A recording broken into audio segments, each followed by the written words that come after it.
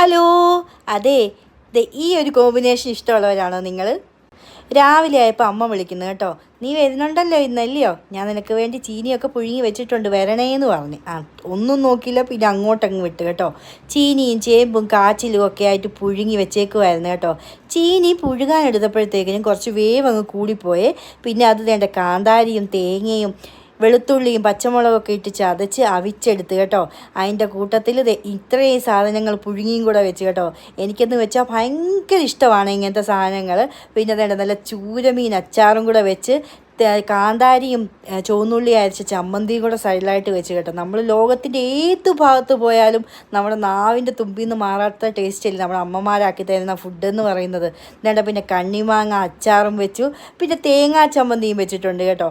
പിന്നെ കട്ട തൈരില്ലാതെ പിന്നെ എന്തോ ചീനി വേവിച്ചതല്ലേ. അപ്പോൾ കട്ട തൈരും കൂടെ വെച്ചിട്ടുണ്ട്. പിന്നെ നല്ല ഒരു മൊരിഞ്ഞ മീൻ പൊരിച്ചതും വെച്ചു.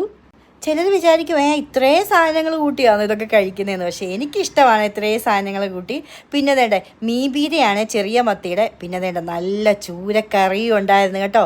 അതും കൂടെ അതിൻ്റെ മുകളിലോട്ട് അങ്ങ് ഒഴിച്ചു. ഞാൻ പഠിക്കുന്ന സമയത്തൊക്കെ എനിക്ക് വേണ്ടി, ഞാൻ ലീവിനൊക്കെ വരുമ്പോഴത്തേക്കിന് തലേന്നത്തെ മീൻകറിയൊക്കെ എനിക്ക് വേണ്ടി സൂക്ഷിച്ച് വെക്കുമായിരുന്നു. കാരണം എനിക്ക് ഭയങ്കര ഇഷ്ടമായിരുന്നു അതൊക്കെ. എന്നിട്ട് വേണ്ട കുറച്ച് മോര് കറിയും കൂടെ മുകളിലോട്ട് ഒഴിച്ച് ഒരു ചൂട് കട്ടൻ ചായയും കൂടെ സൈഡിലോട്ട് വെച്ച് എന്നിട്ട് അങ്ങോട്ട് കഴിക്കാനിരുന്നേ എൻ്റെ പൊന്നെ, അടിപൊളി ടേസ്റ്റ് ആയിരുന്നു. ഇപ്പം നമ്മൾ എത്ര വലിയ കുക്കാന്ന് പറഞ്ഞാലും, എത്ര ടേസ്റ്റി ഫുഡ് ഉണ്ടാക്കുന്ന ആൾക്കാരാന്ന് പറഞ്ഞാലും, നമ്മുടെ അമ്മ ആക്കി തരുന്ന ഫുഡിൻ്റെ ടേസ്റ്റ് എന്ന് പറയുന്നത് അത് വേറൊരു ലെവലായിരിക്കും അല്ലേ.